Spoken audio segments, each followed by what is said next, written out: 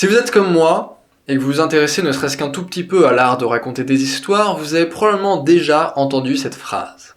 Show, don't tell.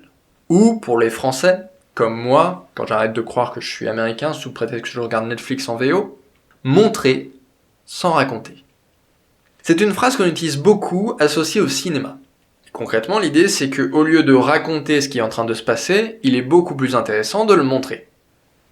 Un super exemple de show don't tell se trouve dans le dernier film de Harry Potter. Spoiler alerte. Severus Snape, ou Rogue, le méchant professeur de potions, est en réalité gentil.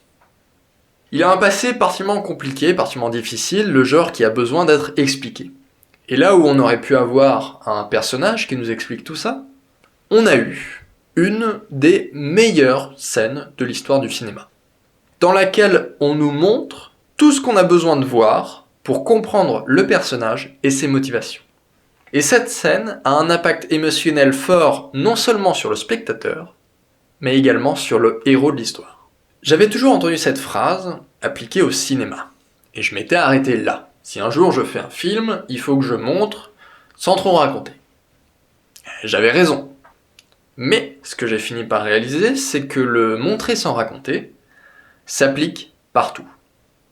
Il s'applique par exemple dans les dialogues, avec ce qu'on appelle le sous-texte. Le sous-texte, comme son nom l'indique, c'est ce qui se trouve en dessous du texte. C'est-à-dire, concrètement, la raison pour laquelle les personnages disent ce qu'ils sont en train de dire. Dans la logique de montrer sans raconter, on veut pas forcément que le personnage dise tout ce qu'il pense. Et d'ailleurs, on utilise beaucoup le sous-texte dans la vraie vie. Par exemple, pour draguer, on va pas dire « j'ai envie de baiser avec toi !» On va choisir une approche un peu plus subtile, comme par exemple « Tu sais que t'as de beaux yeux, toi ?» Ou encore « Trouvez pas qu'il fait chaud ici ?» Et chose qui m'a surpris, le montrer sans raconter s'applique aussi dans les romans. Pour le coup, l'image que j'avais du roman, c'est justement que tout est raconté, parce qu'on n'a que les mots sur lesquels s'appuyer. Contrairement au cinéma où par exemple on a l'image en plus pour montrer. Et c'est Neil Gaiman, mon auteur préféré, qui m'a montré que j'avais tort. Que même en utilisant uniquement des mots, on peut montrer, sans raconter. Le couteau s'était acquitté de presque tout ce qu'il amenait là, et sa lame et son manche étaient encore humides. Ici, l'auteur ne nous dit pas clairement que le couteau a été utilisé pour tuer, mais c'est sous-entendu quand on parle de la fonction du couteau et de l'humidité qui, en réalité, est du sang. Autre exemple. La partie de chasse touchait à sa fin. Il laissait derrière lui la femme dans son lit, l'homme au sol auprès d'elle, la grande enfant dans sa chambre aux couleurs vives, entre jouets et maquettes inachevées. Encore une fois, il ne nous dit pas du tout que tout le monde est mort.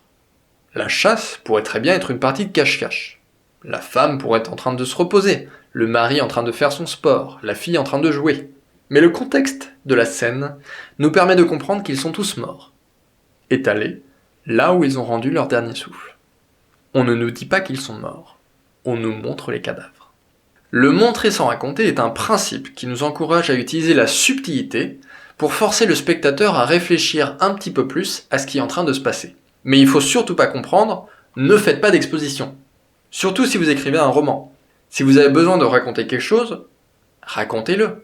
Le Seigneur des Anneaux est un très bon film et il commence avec de l'exposition. L'important est de maintenir un rythme dans le récit, en variant entre les phases d'action et les phases de description. Trop de description deviendrait ennuyeux. Mais à l'inverse, trop d'action ne permet pas de raconter l'histoire. You describe what needs to be described. You explain what needs to be explained. You are God. When you are writing, you are absolutely in charge. You can do whatever you like. There are no rules other than tell a great story, tell it as best you can.